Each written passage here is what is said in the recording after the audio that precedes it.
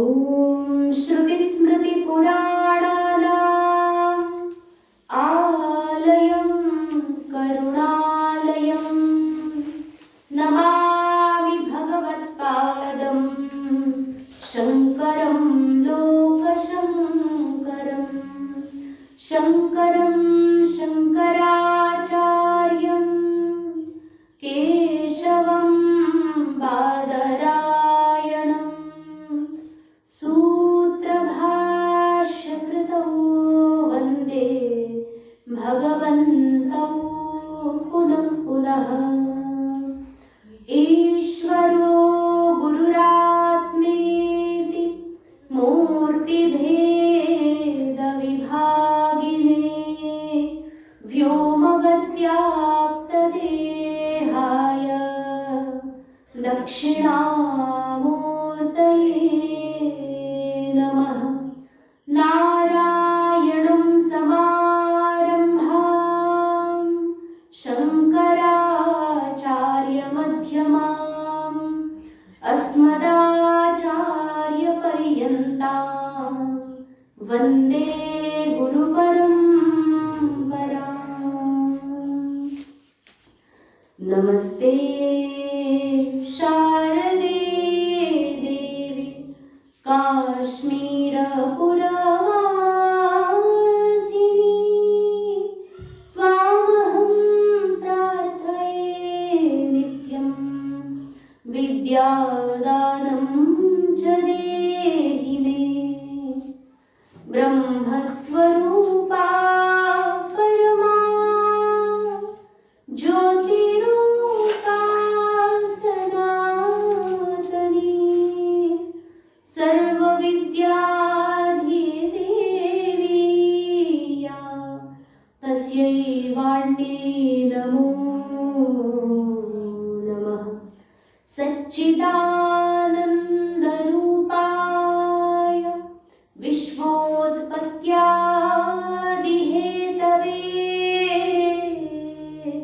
तापत्रयविनाशाय श्रीकृष्णाय वयं नमः। यं प्रव्रजन्तमनुपेतमपेतकृत्यं द्वैपायनो विरहकातर आजुहाव पुत्रेति तन्मयतया तरवाभिनेदुः तं सर्वभूतहृदयं मुनिमानतोऽस्मि। मुदाकरात्तमोदकं सदा विमुक्तिसाधकं कलाधरावतंसकं विलासिलोकरक्षकम् अनायकैकनायकं विनाशिते भदैत्यकं नताशुभाशुनाशकं नमामि तं विनायकम्। जय गणेश जय गणेश जय गणेश पाहि मां। जय गणेश जय गणेश जय गणेश रक्ष मां। जय गणेश जय गणेश जय गणेश पाहि मां। जय गणेश जय गणेश जय गणेश रक्ष मां। आवाज थोडा जास्त होतोय का? नाही ठीक आहे.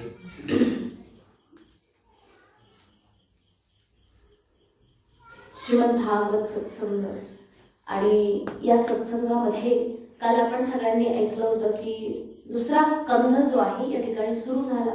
तर दुसऱ्या स्कंधाच्या पहिल्या अध्यायामध्ये त्या ठिकाणी श्री शुकदेवजी महाराज पहिल्यांदा बोलायला लागले, ज्याच्यामध्ये राजा परीक्षिताचे प्रश्न होते. यत् श्रोतव्यम अथो जप्यम यत् कर्तव्यम नृभि प्रभो. हे प्रभो, हे भगवन, जप्य काय आहे, श्रोतव्य काय आहे, स्मर्तव्य काय आहे, कीर्तितव्य काय आहे. तर या सगळ्यांचे प्रश्न, या सर्व प्रश्नांचे उत्तर देताना सर्वप्रथम या ठिकाणी निषेध परत बोलले होते की तू काय करायला नाही पाहिजे. तुला जर जीवनामध्ये काही चांगलं करायचं असेल तर सगळ्यात पहिलं निषेध वाक्य बोलले की तू काय नाही केलं पाहिजे आणि त्याच्यानंतर काय केलं पाहिजे याविषयी बोलत होते. मला असं वाटतं आवाज थोडा कमीच करावा, थोडा कमी करावा. हरिओम हरिओम हरिओम हरिओम. हा आता ठीक आहे. तर या ठिकाणी प्रश्नाचं उत्तर दिलं होतं की काय पाहिलं होतं. ते म्हणतात की भगवान परमात्मा श्रीकृष्णही या ठिकाणी भगवान ईश्वर हरिही तेही आहेत ज्यांचं की चिंतन केलं पाहिजे, ज्यांचं भजन केलं पाहिजे. इदं भागवतं नाम पुराणं ब्रह्म संहितं अधीतवान द्वापरादौ. कारण मी स्वतः माझ्या जीवनामध्ये हा अनुभव घेतला की स्वतः परमहंस वृत्तीमध्ये होतो, परंतु त्या ठिकाणी हे श्रीमद भागवत महापुराण त्याचा एक श्लोक फक्त मी ऐकला आणि भगवान परमात्म्याचं ते दिव्य असं रूप अत्यंत मनमोहक वाटलं, ज्याच्यामध्ये मी मोहून गेलो आणि हे श्रीमद भागवत त्या ठिकाणी मी अधितवान म्हणजे शिकलो. माझ्या वडिलांच्याकडून मी हे भागवत शिकलो आणि तेच श्रीमद भागवत मी आज तुला सांगणार आहे. मग परिनिष्ठितोपि नैर्गुण्य उत्तम श्लोक लीलया गृहीत चेता राजर्षे आख्यानम यत अधीतवान. तेच भागवत मी तुला सांगणार आहे. म्हणून अत्यंत निष्ठापूर्वक ते तू ऐकायचं. अत्यंत उत्तम श्लोकांनी युक्त असलेलं, ज्यामध्ये की भगवान श्रीकृष्ण परमात्म्याची लीला अत्यंत सुंदर प्रकारे सांगितली गेलेली आहे. तेच श्रीमद भागवत मी तुला सांगत आहे. तदहम ते विधास्यामी महापौरुषिको भवान यस्य श्रद्धताम आशु स्यात् मुकुंदे मतिः सती. मग ज्याचं एकदा श्रवण केलं तर आशु म्हणजे अत्यंत शीघ्र, लवकर एकदम जवळ. काय आहे अत्यंत आशु. स्यात् मुकुंद भगवान श्रीकृष्ण परमात्मा मुकुंद आपल्या बुद्धीमध्ये आपल्या हृदयामध्ये येऊन स्थापित होतात आणि आपली जी बुद्धी आहे ती अत्यंत सुलक्षणा होऊन केवळ परमात्म्याचं चिंतन करायला लागते. आणि अशा प्रकारे केवळ श्रीमद भागवताचं श्रवण मात्रही मनुष्य जीवनाचं सार्थक होऊन जाते. या प्रकारे एतन निर्विद्यमानानाम इच्छताम अकुतो भयम योगिनाम नृपनिर्णीतम हरेर्नामानुकीर्तनम. महान योगी जन जे आहेत या सर्वांनी निर्णय केलाय, निर्णीतम त्यांच्याद्वारे निर्णित झालेला आहे. काय की हरेर नाम भगवान श्रीकृष्ण परमात्म्याचं नामही त्याचं अनुकीर्तन करूनही त्या ठिकाणी काय होईल, सर्व भय नष्ट होऊन जाईल. जीवनामध्ये जे काही ज्याही प्रकारचं भय आहे सर्व काही नष्ट होऊन संत महापुरुषांची कृपा प्राप्त होऊन भगवान परमात्म्यामध्ये तुझं मन लागून जाईल आणि सर्व प्रकारचे जे दुःख आहेत विश्वामध्ये सगळेच्या सगळे केवळ एकाच औषधाने नष्ट होतील. ते म्हणजे काय आहे म्हणतात हरेर नाम अनुकीर्तन. भगवान परमात्म्याच्या नामाचं कीर्तन करा. कारण की हे बघा या विश्वामध्ये जीवन जगत असताना लोकांचं काही लक्षच नसतं.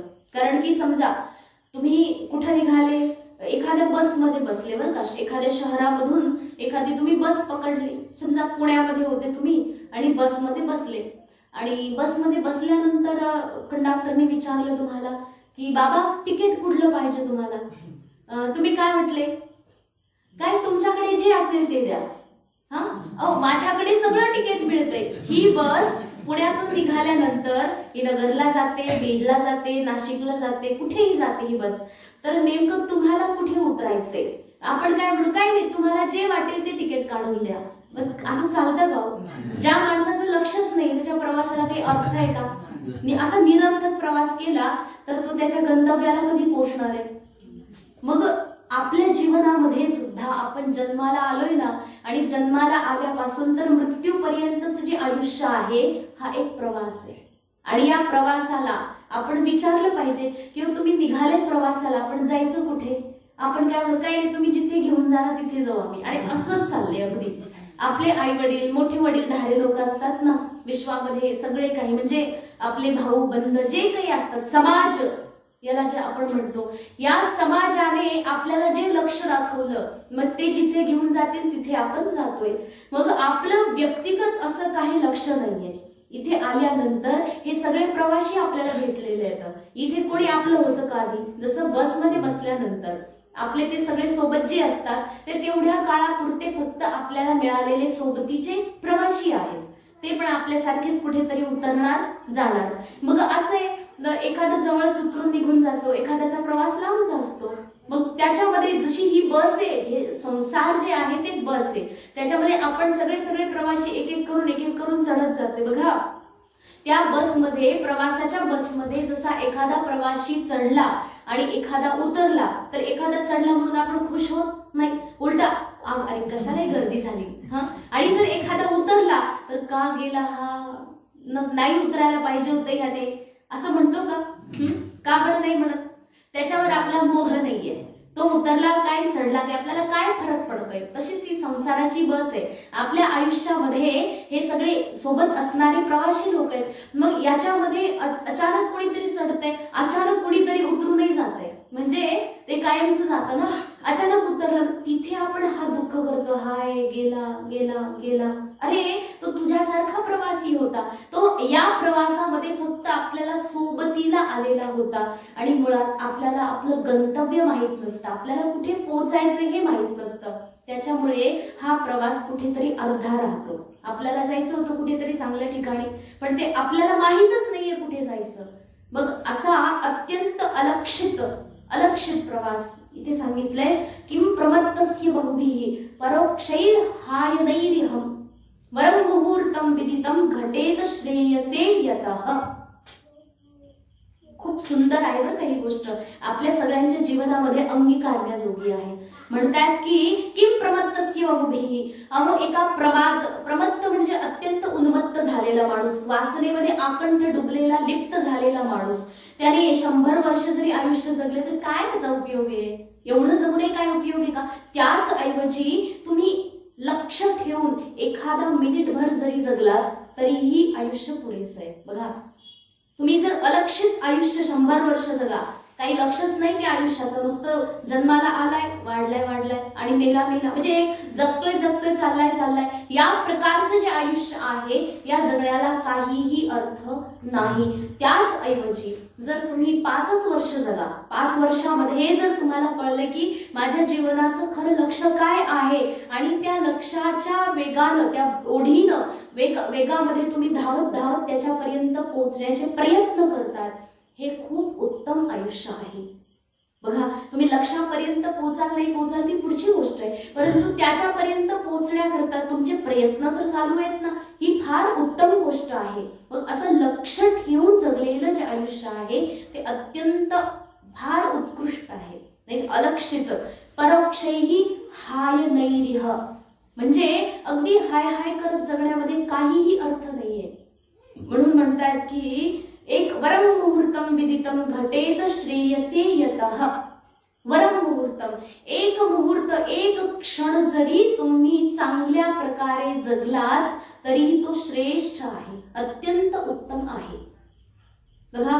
एक दृष्टांत देतात, म्हणजे गोष्ट आहे साधारण तुम्ही समजा म्हणून, एक कुणीतरी शिक्षक होते आणि ते नेहमीच काय करायचे, विद्यार्थ्यांना शिकवणं वगैरे जे काही चालू असतं त्यांच्या जीवनामध्ये, तर त्यांना असं वाटायचं की हे फार उत्कृष्ट कर्तव्य, हे कर्म करतोय मी, म्हणजे शिकवायचं वगैरे जे काही चाललेलं आहे, आणि त्याच्यामध्ये ते संतुष्ट होते। त्यांचं आता आयुष्य किती होतं, 60 वर्ष समजा, आणि ते त्यांचं शिकवण चालू होती। त्याच्यामध्ये त्यांचा कोणीतरी एक विद्यार्थी जो की फार बुद्धिजीवी झाला, म्हणजे त्यांचाच विद्यार्थी परंतु बाहेर गेला, कुठे चांगल्या गोष्टी अजून काही शिकला आणि त्याच्यामध्ये तो एवढा विशारद पारंगत झाला की तो स्वतः एक तत्वदर्शी महात्मा बनून गेला।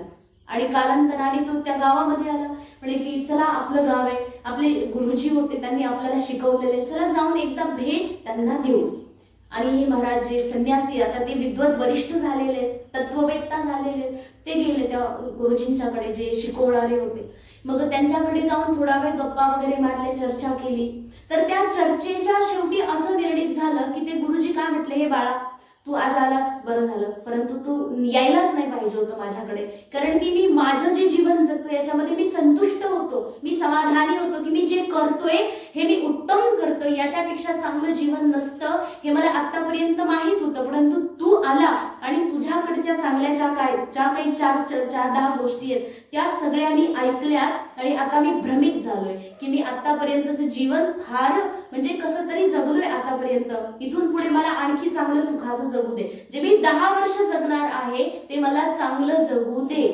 आता हे महाराज काय म्हणणार, हे बघा तुम्ही भ्रमात होते आतापर्यंत की मी जे करतो ते फार उत्तम आहे, परंतु केवळ एवढंच कर्तव्य नसतं, शास्त्र चिंतन करून भगवत चिंतन करून परमात्म्याची शरणागती पत्करणं हे आयुष्याचं खरं लक्ष्य आहे. आणि हे सोडून तुम्ही बाकी सगळं करत बसलात. मग माझं म्हणणं असं आहे, तुम्हाला 70 वर्ष जगायचे ना, बरं गेली 60 वर्ष आतापर्यंत वाया, परंतु निदान उरलेले 10 तरी चांगले जगा. हे काय म्हणत होते आधी की उरलेले 10 वर्ष मला चांगले जगू दे, तू इथून निघून जा, परत येऊ नको. परंतु हे महाराज काय म्हटले, माझं असं म्हणणं आहे की आतापर्यंत गेलेलं जाऊ देत, पण आता उरलेले 10 तरी चांगले जगा, म्हणजे जेणेकरून शास्त्र चिंतन घडेल, आत्मस्वरूपाचा बोध होईल, अशा रस्त्याने तुम्ही जा, हे सांगणं आहे. आणि खरी घटना आहे, त्याच्यामध्ये नाव उल्लेख काही करत नाही मी, परंतु ही खरी घटना आहे. कारण की शिष्य जो आहे तो पुढे जाऊन जर मोठा होत असेल, तो जर ज्ञानाचा उपदेश करून एक महान तपस्वी अधिकारी बनत असेल, तर त्याच्याकडून शास्त्र शिकणं काही वावगं नाहीये. मग अशा प्रकारे आपलं जे अलक्षित जीवन आतापर्यंत आपण जगत असतो आणि त्याच्यामध्ये मी खुश आहे, संतुष्ट, आहा माझ्या जीवनामध्ये आनंदच आनंद आहे. अहो काय आनंद आहे ह्याची परिभाषाच कधी कळली नाही. आनंद नेमका म्हणतात कशाला हे आपल्याला आतापर्यंत माहीतच नाही. जर ते माहीत झालं तेव्हा आपली धडपड सुरू होईल ते आनंद मिळवण्याकरता, आणि जर तो नाही मिळाला तर त्याचं दुःख होईल. म्हणून काही लोक काय करतात, त्या गोष्टीची परिभाषा जाणून घ्यायलाच नको, जे चाललंय ना तेवढं सुखाचं चालू द्या. परंतु ज्या व्यक्तीनं आपल्या जीवनाचं लक्ष्य ठरवलेलं आहे की हा माझ्या जीवनामध्ये काहीही झालं तरी चालेल, परंतु दिवसाच्या शेवटी एवढं भगवत चिंतन झालंच पाहिजे, दिवसाच्या शेवटी एवढे मला पारायण झालंच पाहिजे, एवढ्या वेळेस तरी निदान माझ्या मुखामध्ये भगवंताचं नाव आलंच पाहिजे, हरिपाठ झालाच पाहिजे, सकाळी उठल्या काहीतरी नामचिंतन झालंच पाहिजे. अशा प्रकारे प्रत्येक दिवसाची संयोजना जो व्यक्ती बनवून ठेवतो त्याच्या संपूर्ण जीवनाची संयोजना परमात्मा बनवून देतात. बघा, कारण की आपण एका दिवसाचीच बनवू शकतो, कारण आपण फार मोठे भविष्यदर्शी नाही आहेत की एवढे वर्ष मी जगेल आणि तोपर्यंत मी हे करेल, असं तसं काही नाही. पूर्ण जीवनाची प्लॅनिंग आपण करू शकत नाही, कारण की भगवंताने आपल्या जीवनाची प्लॅनिंग करून ठेवलेली असते. त्याच्यामुळे त्यामध्ये आपण जर करायला लागलो तर ते होत नाही. आपण एका दिवसाची म्हणजे वर्तमानाची प्लॅनिंग करा, सध्या हे वर्तमान जे चाललेलं आहे याच्यामध्ये मी काय करू शकतो.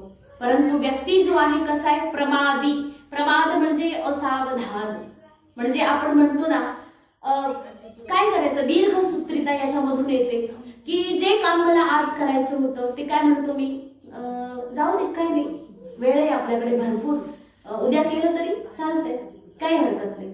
मग उद्या करायचं जे काम असतं, म्हणजे बघा आज जे करायचं होतं उद्या आणखी दुसरं करायचं होतं, म्हणजे आजचं आणि उद्याचं दोन्ही मिळून काय झालं, जास्त झालं ना ते. बरं उद्याचा दिवस आला, त्याच्यानंतर काय म्हणणार, ठीक आहे अजून काही फार जास्त झालेलं नाही वजन, मग आजचं आणि कालचं दोन्ही मिळून मी उद्या करेन, असं म्हणत ते झालं 3 दिवसाचं. ही जे पेंडिंग कामं असतात, ही जी दीर्घसूत्रिता आहे, आपल्याला सांगितलं की तुम्ही दररोज कमीत कमी 21 माळा, कमीत कमी 50 माळा जप करा. आपण काय म्हणणार, काही नाही उद्या करेल ना मी, दोन्ही मिळून करून टाकेल. एकदा बसलं की काय लागते त्याला, करून टाकेल. बरं उद्याचा दिवस आला नाही, काही नाही उद्या करून टाकेल. असं करत एक दिवस असा येतो, अरे बापरे एवढं सगळं डोंगर उभा राहिला, आता माझ्याच्याने हे काही शक्य. आणि अभ्यासाच्या बाबतीतही असंच करतात आजकालच्या विद्यार्थ्यांची ही गोष्ट. ते काय म्हणतात, वर्ष पडले अजून अभ्यासाला, काय का तेवढं, अजून परीक्षेला वर्ष आहे बाकी, म्हणजे आतापासूनच का अभ्यासाला लागायचं. बरं अभ्यास करता ठीक आहे, आजचा अभ्यास ना उद्या करू, उद्याचा परवा करू, असं करत वर्षाचा शेवट येतो. म्हणजे मग त्यावेळेस काय रात्रभर जागण्याचा प्रयत्न करतात आणि मग काय म्हणतात, काय आम्ही वर्षभर काय नाही केलं, आता नाही करणार आहे, जाऊ द्या ठेवून. म्हणजे असं करत तो व्यक्ती जो आहे जीवनामध्ये अत्यंत प्रमादी होतो आणि प्रमादी होण्याची ही त्याला सवयच लागून जाते कुठल्याही कामाच्या बाबतीत, काहीही करायचं झालं तर. आणि हीच असावधानता भगवत चिंतनामध्ये असते. हीच असावधानता. बघा, एखाद्या व्यक्तीला जर श्वास नाही मिळाला एका मिनिटापुरता, जर त्याचा जीव जातो, निघून जातो ना जीव. बघा, म्हणजे त्या ठिकाणी जर असावधानता बाळगली, त्याला किती बरं प्रयत्न करून, मला अनेक प्रकारे प्रयत्न करून श्वास मिळावा जेणेकरून मी जगेल, त्याला ती किती जास्त तळमळ असते त्याच्याकरता. हीच तळमळ जर आपल्याला, मला आत्मस्वरूपाचं चिंतन व्हावं, मला भगवंताची माझ्यावर कृपा व्हावी, अशा प्रकारची जर आतून कळकळ निर्माण झाली, तर त्या दिवशी परमात्मा स्वतः आपल्यावर प्रकट होतील नाही का, कृपा करतील नाही का. म्हणून त्याकरता प्रमाद त्याग करून हे जे आयुष्य अत्यंत बिना लक्षाचं, बिना गंतव्याचं, बस चालत राहिलो, हा प्रवास कोणत्याही ट्रॅकवर नसतो. म्हणून आपल्याला व्यवस्थित प्रकारे चालायचं असेल तर सगळ्यात पहिलं घरून निघतानाच, म्हणजे जन्म घेण्याच्या आधीच एक असं गंतव्य आपल्याला बनवून दिलेलं असतं. म्हणजे आईच्या उदरामध्येच आपण करतो ना. बघा, शिवमहापुराणामध्ये अनेक श्लोक आलेले त्याच्यावरती. ते त्या ठिकाणी इतकं सुंदर सांगितले की आईच्या उदरामध्ये ते बाळ जेव्हा शीर्षासन करून असतं, बघा 9 महिने असतं ना बाळ, तर ते कसं असतं, खाली डोकं आणि वरती पाय असतात. त्याच्यामध्ये मलमूत्रांचा जो संचय असतो, तिथे खातो, तिथे पितो, तिथे श्वास घेतो, जे काही आहे. तर अशा अत्यंत विचित्र परिस्थितीमध्ये राहून काय म्हणतो भगवंताला की हे देवा, मी तुला विसरणार नाही. माझ्या जीवनाचं एकच लक्ष राहील, काय, तुझं चिंतन करणं, तुझं भजन करणं. माझ्या जीवनामध्ये दुसरं काही होणारच नाही. मी या विश्वामध्ये जे लोक माया मोहाने ग्रस्त आहेत, मी ते सोडून दे, फक्त तुझं चिंतन करत राहील. फक्त तू काय कर, मला इथून पहिलं बाहेर काढ, बाहेर गेल्यानंतर मोकळा श्वास घेऊ दे. म्हणजे तिथे आपण सगळेच देवाला अशी प्रार्थना करतो, तिथे आपलं जीवनाचं लक्ष ठरलेलं असतं की मला काय करायचंय. परंतु आल्यानंतर या प्रवासाला सुरुवात झाली की ते जे कंडक्टर लोक आपल्याला मिळतात ना, ते विचारतात तुला कोणतं तिकीट काढायचं. आपण काय म्हणतो, मला काय कळतंय, तुम्हाला जे वाटतंय तिथे घेऊन चला. बस या सगळे लोक प्रवाहासोबत आपणही वाहायला लागतो. हा, प्रवाहाला आपण उलट्या दिशेने नाही वाहू शकत, परंतु आपण स्वतः प्रवाहाच्या उलट्या दिशेने नक्कीच वाहू शकतो. संपूर्ण प्रवाहाला आपण दुसरीकडे नाही नेऊ शकत, कारण की संसाराची जी नदी आहे ती अत्यंत प्रवाहित होऊन दुःखाच्या समुद्रामध्ये जाऊन मिळते आणि आपल्याला त्या नदीच्या विपरीत दिशेने जाऊन भगवंताच्याकडे जाणाऱ्या नदीला मिळायचे, जी नदी आनंदाच्या समुद्राला जाऊन मिळते. मग आपल्याला स्वतःला या प्रवाहाच्या विरुद्ध वाहायचे, परंतु पूर्ण प्रवाहाला विरुद्ध वाहणं एवढी मोठी शक्ती नसते आपल्याकडं. पण आपण एवढं डोकं चालवायचं नाही, जे आपल्याकरता शक्य आहे ते करायचं. म्हणून प्रमाद त्याग करून अत्यंत लक्ष ठेवून माझ्या जीवनाचं लक्ष काय आहे, माझं साध्य काय आहे, माझं टार्गेट काय आहे, त्याला अगदी आठवणीमध्ये ठेवून निरंतर त्याप्रती असणारे कर्तव्य कर्म करत राहणं. आणि वरून सांगितले बघा, वरम मुहूर्तम, असं जर लक्ष ठेवून जर जीवन जगलं तर एक क्षण जगणं सुद्धा फार सार्थक आहे. 100 वर्ष जगणं निरर्थक ठरतं जर लक्ष नाहीये तर. परंतु वरम मुहूर्तम, एक छोटासा मुहूर्त देखील कसा आहे, अत्यंत सार्थक, श्रेयसे, तुम्हाला श्रेय प्राप्त करून देईल. म्हणून त्या ठिकाणी काय करा बघा, कारण प्रश्न असा होता ना, राजा काय म्हटला, महाराज तुम्ही म्हटले की देवाचं कीर्तन करा, भजन करा, अनेक तुम्ही उपाय सांगितले. तर ह्याच्यामध्ये मला प्रश्न असा आहे की राजा विचारते की महाराज माझ्याकडे तर फक्त 7च दिवस आहेत. किती? 7च दिवस आहेत, ज्याच्यामध्ये मी काय काय करू बरं. आता तुम्ही सांगितलं हे करा आणि ते करा आणि ते करा, या सगळ्या गोष्टी मी करायच्या तरी कधी, माझ्याकडे फक्त 7 दिवस आहेत. तर त्या ठिकाणी शुकदेवजी महाराजांनी त्या समस्येचं समाधान करून टाकलं. एक क्षण पुरेसा आहे, फार जास्त वेळ लागत नाही. कारण सूर्यवंशामध्ये एक राजा होऊन गेला, त्याचं नाव आहे खट्वांग. राजा खट्वांगाचं उदाहरण देतात. खट्वांगो नाम राजर्षिर्ज्ञात्वे यत्ता विहायुषः मुहूर्तात् सर्वमुत्सृज्य गतवान अभयं हरिं.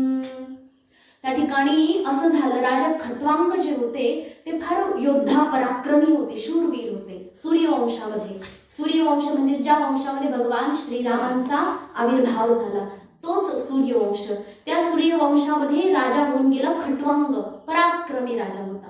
एवढा पराक्रम की एकदा देव आणि असुरांचं युद्ध जुंपलं. कुठे? स्वर्ग लोकामध्ये. देवासुर संग्रामामध्ये सर्व देवतांनी मिळून राजा खट्वांगाला प्रार्थना केली की हे राजन, तुम्ही आमची सहायता करा. महाराज म्हटले ठीक आहे. अनेक वर्ष युद्ध झालं, ज्या युद्धामध्ये राजा खट्वांगाने सहायता केली देवराज इंद्राची आणि त्या ठिकाणी असुरांना परास्त करून टाकलं आणि विजय झाला कुणाचा? देवलोकांचा, देवतांचा. तर त्या ठिकाणी देवता सगळे खुश झाले. हो महाराज खट्वांग, तुम्ही फार मोठे पराक्रमी हो, पण तुम्ही एवढी मोठी सहायता केली, त्याच्या बदल्यात आम्ही तुम्हाला काय द्यायचं? ते म्हणले काय देऊ नका, मला काही नको आहे. ते म्हणले नाही, काहीतरी मागून घ्या, काहीतरी. तर ते काय म्हटले, तुम्हाला जर सगळं काही कळतंय ना, एक गोष्ट फक्त मला सांगा की माझ्या या जीवनाचा आणखी किती काळ शिल्लक आहे. बस. काय प्रश्न केला? मला एवढंच पाहिजे, दुसरं काही सांगू नका. किती वेळ अजून शिल्लक आहे, किती वेळाने मी मरणार आहे. तर लगेच त्यांनी उघडलं, सगळं काही उघडलं आणि ते काय म्हटलं, हो महाराज मुहूर्त, एक घटी, बस छोटासा क्षण शिल्लक आहे. तुमच्या जीवनाचा एक छोटासा क्षण शिल्लक आहे, त्यानंतर तुम्ही गेले. मग त्या ठिकाणी राजा खट्वांग, त्यांना दुःख वाटायला पाहिजे ना, नाही? त्यांना आणखी आनंद वाटला, वा वा वा, बरं झालं, या कर्तव्यातून निवृत्त झालो मी. आता काय करायचं? एकमेव गतवान अभयम हरिम. ते तत्काळ पृथ्वी लोकाला आले. बघा, पृथ्वी लोकाला का आले बरं? तुम्ही काय म्हणणार? कारण स्वर्ग लोकात तिथं काही भगवंताचं ध्यान होत नाही का? होत नाही का? कारण की पृथ्वी लोकच असं एक जंक्शन आहे जिथे की आपल्याला सगळं काही भेटून जाऊ शकतं. स्वर्ग लोकामध्ये फक्त भोग भोग आणि भोग आहे. तिथे गेल्यानंतर आपलं कर्म असं काही नाही, स्वतंत्रपणे आपण करू शकतो. फक्त पृथ्वी लोक आहे.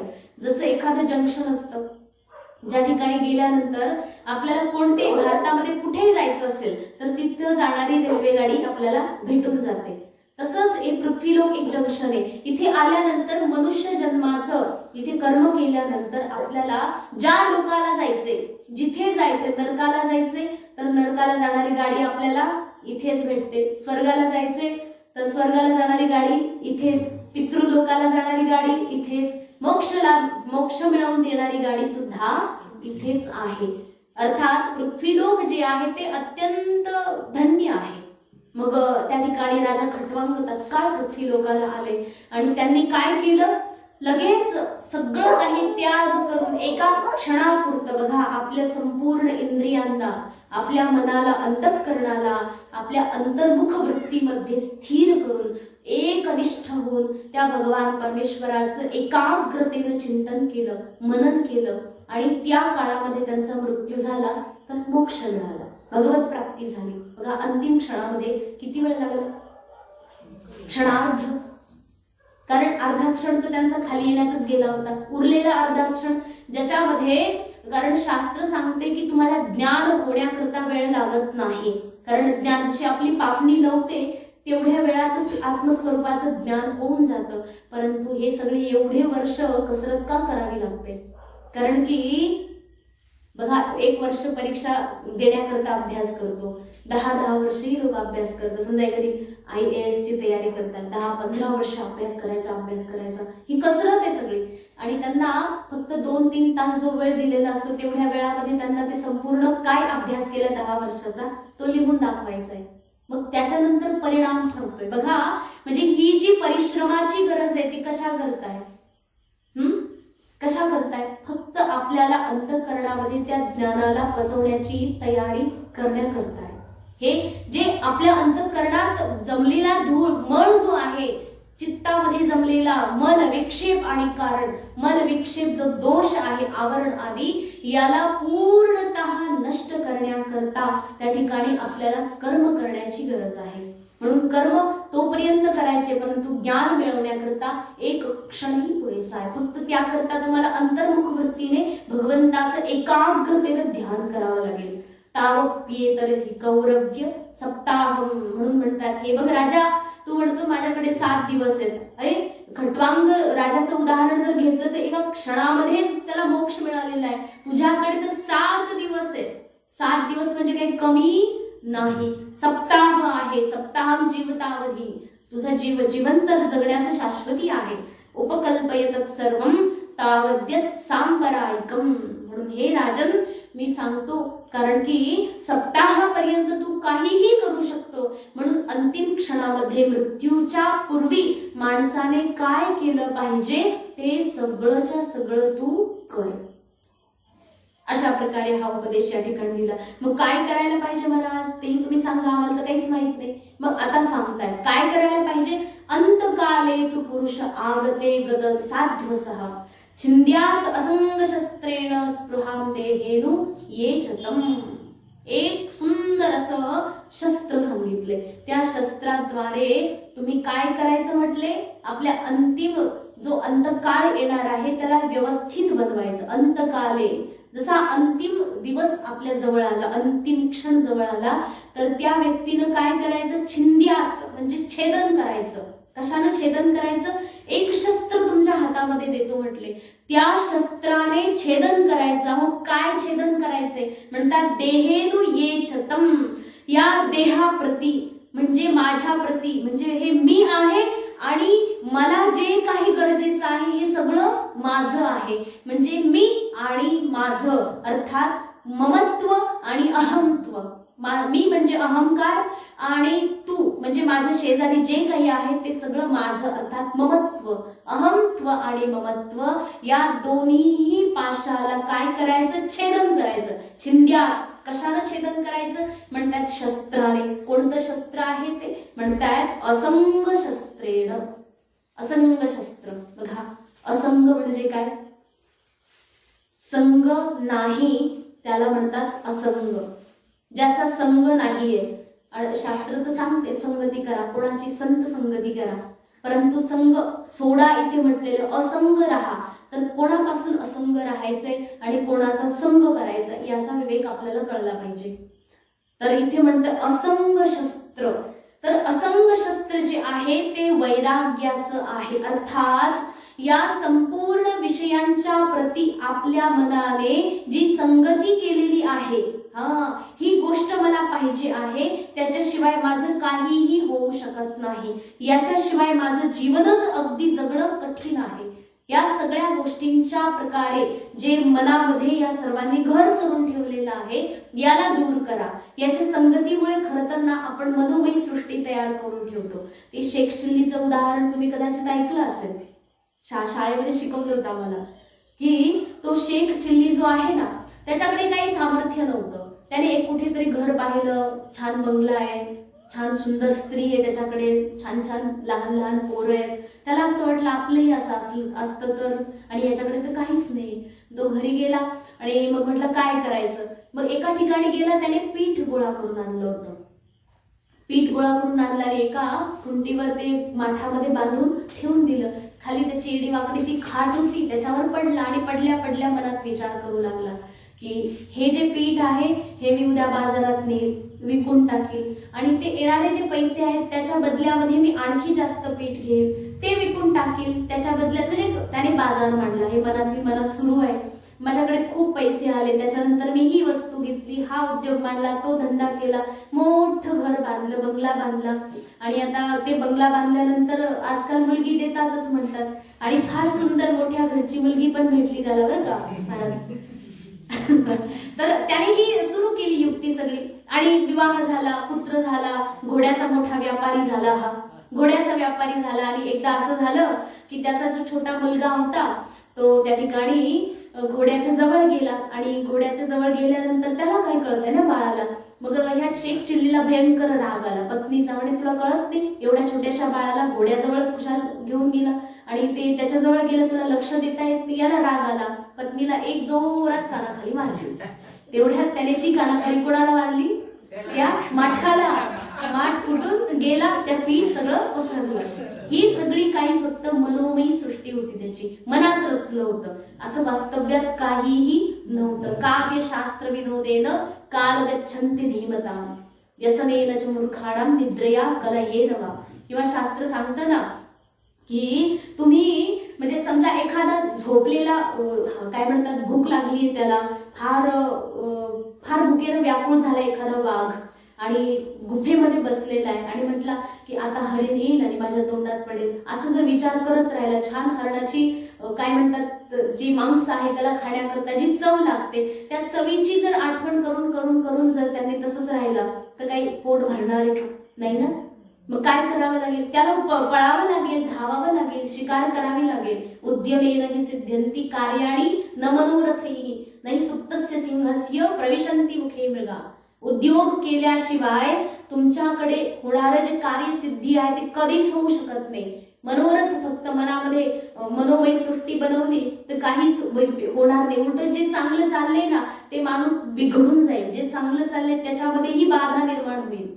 म्हणजे जी आपली प्रगती आहे ती थांबून जाईल. म्हणून जसं की एका झोपलेल्या सिंहाच्या तोंडामध्ये आपोआप हरिण येऊन पडत नाही, तसंच आपल्या जीवनामध्ये सुद्धा आपोआप काहीच होत नाही केल्याशिवाय. म्हणून करावं लागेल, प्रयत्न करावे लागतील, आपल्याला मोक्ष मिळावा आणि आपल्याला देव मिळावा. अहो तुम्हाला आपण म्हणतो ना दे रे हरी पलंगावरी, तशी ती म्हणच आहे आपल्याकडे. काही सगळं काही मिळून जाईल का? तर भगवान परमात्मा ही काय आपल्याला असा भेटून जाईल? त्याकरता प्रयत्न करावे लागतील, निरंतर कर्म करावे लागतील. अंतःकरणामध्ये जमलेला जो मल आहे त्याला नष्ट करण्याकरता कर्तव्य कर्म करणं अवश्यंभावी आहे, अनिवार्य आहे.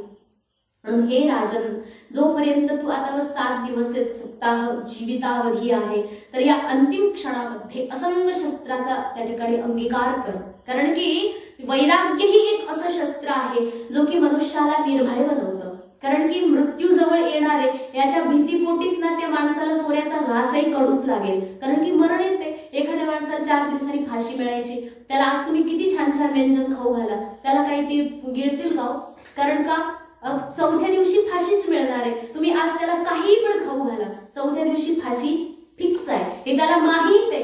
त्याच्यामुळे भोगामध्ये तो रमणार नाहीये. कारण की अत्यंत भय आहे. कशाचं? मृत्यूचं. आणि या मृत्यूच्या भयापासून केवळ एकमेव गोष्ट अशी आहे जी आपल्याला निर्भय बनवू शकते, ती म्हणजे वैराग्य.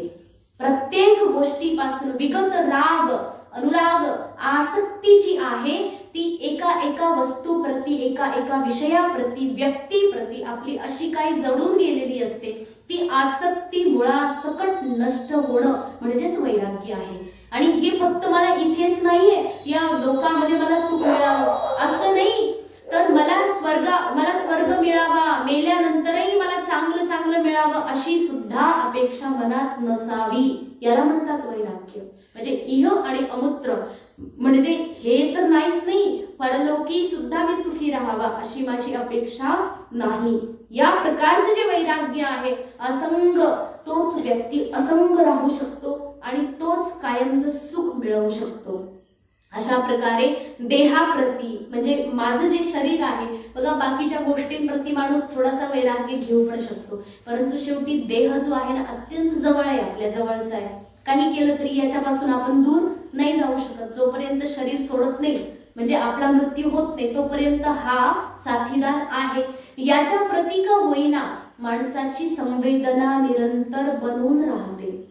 प्रत्येक वेळी याची काळजी असते आणि याच्या काळजीमध्ये माणूस एवढा रंगून जातो की हे शरीरच मी आहे हे समजून बसतो. बघा, तुम्ही डॉक्टरकडे गेलात तर डॉक्टरकडे जाऊन काय म्हणता बरं? डॉक्टर मी की नाही डोकं फार दुखतंय असं म्हणता, मी पोट फार दुखते हो, मी गुडघे दुखतोय, माझं डोकं दुखतंय, माझं पोट दुखतंय, माझे गुडघे दुखतात किंवा माझं शरीर अख्खं दुखतंय, अंग अख्खं दुखतंय असं म्हणतो ना, अंग दुखतंय, माझं अंग दुखतंय, मी अंग दुखते असं म्हणतो. याचा अर्थ आपल्याला मनापासून माहिती ही गोष्ट की मी डोकं नाही. जर मी डोकं असतं तर मी डोकं दुखते असं म्हणायला काय हरकत आहे? अर्थात मी डोकं, मी हात, मी पोट, मी पाठ, मी गुडघे, मी शरीर. जर मी शरीर नाही तर मग मी आहे कोण? या प्रश्नाचं उत्तर कधी शोधलंय? बघा, आपल्या व्यवहारामध्ये आपण ज्या काही गोष्टी करतो ना याच्यामध्ये सुद्धा फार तत्व आहे, फार रहस्य आहे. याला सुद्धा जाणलं तरीही आपल्याला अर्धे प्रश्न सुटून जातात. जर हे डोकं मी नाही, हे शरीर जर मी नाही तर मग मी आहे कोण? मग मी आहे कोण या गोष्टीच मला माहित नाहीये. मी कोण आहे हे मलाच माहित नाही. याचा अर्थ आपण गुमनाम आहे, आपल्याला आपलाच परिचय नाहीये आणि आपण जगाला परिचय दाखवतो, मी अमका आणि मी तमका. आधी तुला माहिती का तू कोण आहे? मग या प्रश्नाचं उत्तर शोधलं पाहिजे. त्याकरता असंग शस्त्र, या शरीराप्रती जी अहमता आहे, मी आणि माझं. बघा, मी आहे म्हणून हे सगळं माझं आहे. जर मीच नाही तर माझं म्हणण्याचं कारणच काय येते? कारण की मी आहे, माझ्यासोबत मी एवढं तादात्म्य धरून ठेवलंय की हे माझं हे माझं हे माझं म्हणण्यामध्ये मला फार आनंद वाटतोय. म्हणून ही जी आसक्ती आहे, या आसक्तीला वैराग्याच्या शस्त्राने तोडून टाका या अंतिम क्षणामध्ये तरी.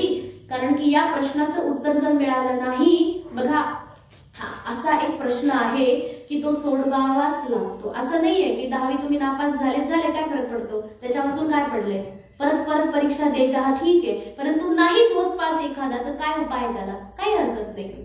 परंतु हा जो जन्म मला का मिळालेला आहे आणि मी कोण आहे हा जो प्रश्न आहे, मी कोण आहे हा जो प्रश्न आहे, या प्रश्नाचं जोपर्यंत उत्तर मिळत नाही तोपर्यंत जन्माला येणं आणि मरण होणं हे चालूच राहणार. याच्या वाचून तुम्ही म्हणणार काय सर, त्याच्या वाचून काय राहिले, ते नाहीच उत्तर मिळालं तर मग फक्त एक चालू राहील, येणं आणि जाणं, याच्यामध्ये खंड पडणार नाही. मग ते जर बंद करायचं असेल तर तुम्हाला त्या प्रश्नाचं उत्तर नक्की शोधावं लागेल. म्हणून आतापासून तयारीला लागा, असंग शस्त्र त्या ठिकाणी घ्या. म्हणून काय केलं, उत्तर आता देत आहेत बघा. ज्या व्यक्तीचा मृत्यू येणार आहे त्यानं काय केलं पाहिजे, तर म्हणतात गृहात प्रव्रजितो धीर पुण्यतीर्थ जलाप्लुतः शुचौ विविक्त आसीनो विधिवत कल्पितासने.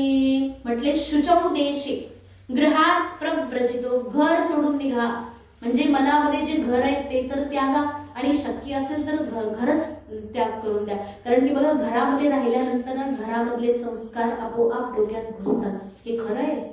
घरामध्ये जर तुम्ही कुठे गेलात, आता तुम्ही घरीच राहता, तुम्हाला कसं सांगायचं, हे जसं काही संन्यासींना प्रवचन देतोय, म्हणजे खरी गोष्ट आहे. एखाद्याच्या घरी जरी गेलं ना, फार वेळ बसता येत नाही, ही आमची स्थिती आहे. कुठे जरी गेलं तरी लोकांना काय वाटतं, आमच्या घरी आले तर थोडा वेळ बसावा त्यांनी, म्हणजे तुम्हाला बरं वाटतं, पण आमचं काय मग.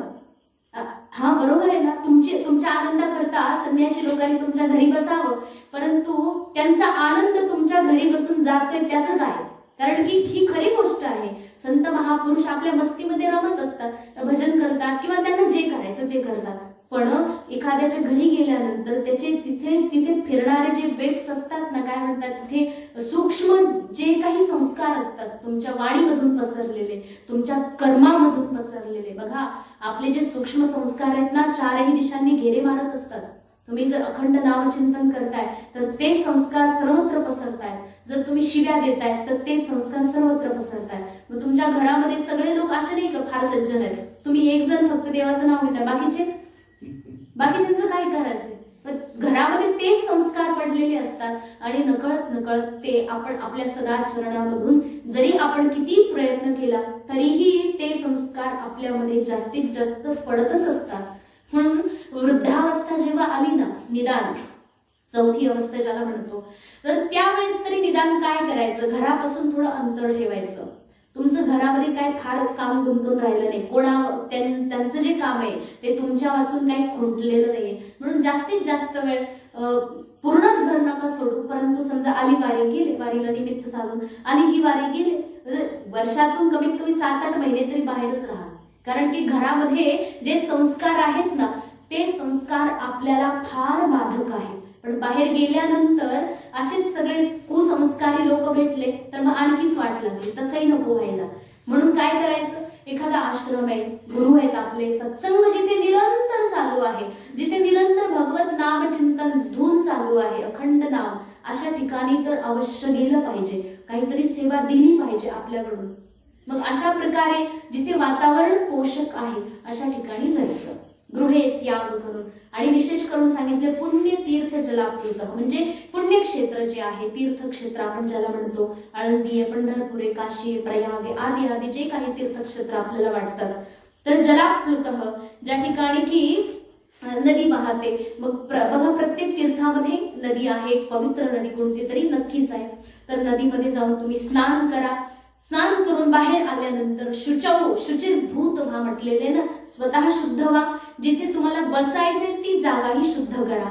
आणि शुचौ विविक्त आसीन, आसन ज्या ठिकाणी तुम्ही बसणार आहात जप तप करण्याकरता, ते आसन कसं असलं पाहिजे, तर सांगतात गीतेवरही भगवंताने सांगितले, शुचौ देशे प्रतिष्ठाप्य स्थिरमासनमात्मनः नात्युच्छ्रितम नातिनीचम चैलाजिन कुशोत्तरम. भगवान सांगतात की शुचौ देशे प्रतिष्ठाप्य, म्हणजे एका अत्यंत शुद्ध जागेवर तुम्हाला बसायचं आहे. त्याच्याकरता सांगितलंय स्थिरम आसनम, एकदम सुंदर स्थिर ठिकाणी आसन लावायचं. त्याच्याकरता बघा एक मोठे मोठे दगड असतात ना, जे कधीच हलत नाही. मग लोक जाऊन का तिथे बसतात, तपस्या करतात, हिमालयाला जाऊन बसतात ऋषीमुनी लोक, कारण ते स्थिर आहे, अत्यंत स्थिर, हलत चालत नाही, अत्यंत दृढ आहे. एका स्थिर ठिकाणी आसन लावायचे. शुचौ देशे प्रतिष्ठाप्य स्थिरम आसनम आत्मनः. नात्युच्छ्रितम, एकदम उंच नाही बनवायचं बरं का आसन, एकदम उंच टेकडीवर एखाद्या ओट्यावर दगडावर वगैरे नाही. कारण कधी कधी काय होतं, भगवत चिंतन करता करता अनेक प्रकारच्या अवस्था येऊन जातात आणि त्याच्यामध्ये जर समजा नाचता नाचता पडले तर मग ती बाधा बनेल आपल्याला भजन करण्याकरता. म्हणून पडल्यानंतर आपली समाधीतून बाहेर येऊन डोकं बिकं फुटलं तर त्याच्यासाठी परत इलाज करत बसायचं. त्याच्याकरता अत्यंत उंच आसन बनवायचं नाही आणि अत्यंत खड्ड्यात पण नाही. नात्युच्छ्रितम नातिनीचम, एकदम समतल भूमीच्या ठिकाणी पाहायची. त्यानंतर सांगितलं नातिनीचम चैलाजिन कुशोत्तरम, म्हणजे आपलं आसन असं टाकायचं ज्याच्यावर अत्यंत विधीपूर्वक कल्पित केलेलं आसन आहे, ज्याच्यामध्ये चैल अजिन, म्हणजे बघा खाली सांगितलंय की त्याच्यावरती जे वाघाचं वगैरे चामडं बघा ऋषीमुनींच्या खाली बसलेलं टाकलेलं दिसतं आपल्याला, ते वाघाचं जे चामडं आहे किंवा जे काही आहे ते अजिन, त्या चैल अजिन टाकलेलं असतं. त्याच्यानंतर कुश जे आहे म्हणजे काय म्हणतात दर्भ, तर त्या दर्भापासून बनवलेलं जे आसन आहे त्याला त्या ठिकाणी पूर्व पश्चिम दिशा करून टाकायचं आहे. त्याच्यानंतर वस्त्र जे आहे अत्यंत शुद्ध शुभ्र आणि एकदम व्यवस्थित स्वच्छ असं वस्त्र त्याच्यावर टाकायचं आणि त्याच्यानंतर त्याच्यावर आपण जप तप करण्याकरता बसायचं. हे जे आसन आहे ही पद्धती सांगितलेली आहे. मग अशा प्रकारे आसन टाकून तुम्ही विधीपूर्वक अनुष्ठित होऊन त्या ठिकाणी भगवत चिंतन करायला लागायचं. आता हे तर फक्त बघा असं सांगितलंय, पण याच्यामध्ये ना फार मोठं रहस्य आहे.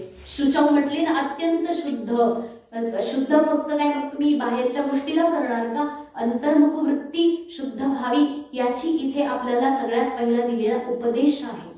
ते म्हणतात की शुचौ देशे, अत्यंत शुद्ध. तर आपल्यामध्ये आपले जे इंद्रिय आहेत या इंद्रियांना एकाग्र करून अष्टांग योगाची या ठिकाणी सुरुवात करतात. अष्टांग योगाचा उपदेश या ठिकाणी दिलेला आहे. हा जो अध्याय आहे ना, या अध्यायामध्येच धारणा कशी करायची परमात्म्याची याचा उपदेश केलेला आहे. तर महान योगी महापुरुष जे आहेत यांच्यासाठी तर फारच सोपं आहे, परंतु उपदेश देताना आपल्याकरताही आवश्यक आहे.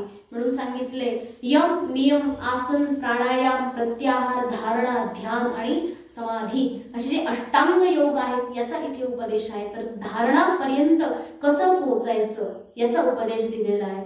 तर मग ते कसं आहे, यम काय आहे, नियम काय आहे, हे समाधीपर्यंत धारणेपर्यंत परमात्म्याला आपण कशा प्रकारे अंतर्मुख वृत्तीने एकाग्रतेनं त्याच्याप्रती सर्वस्व समर्पित करून त्याचा बोध घ्यायचा, या गोष्टीचं सुंदर असं वर्णन या ठिकाणी आपल्याला उद्या ऐकायला मिळेल. तर आजची झालेली सेवा भगवंताच्या चरणी समर्पित करून वाणीला विराम देऊ.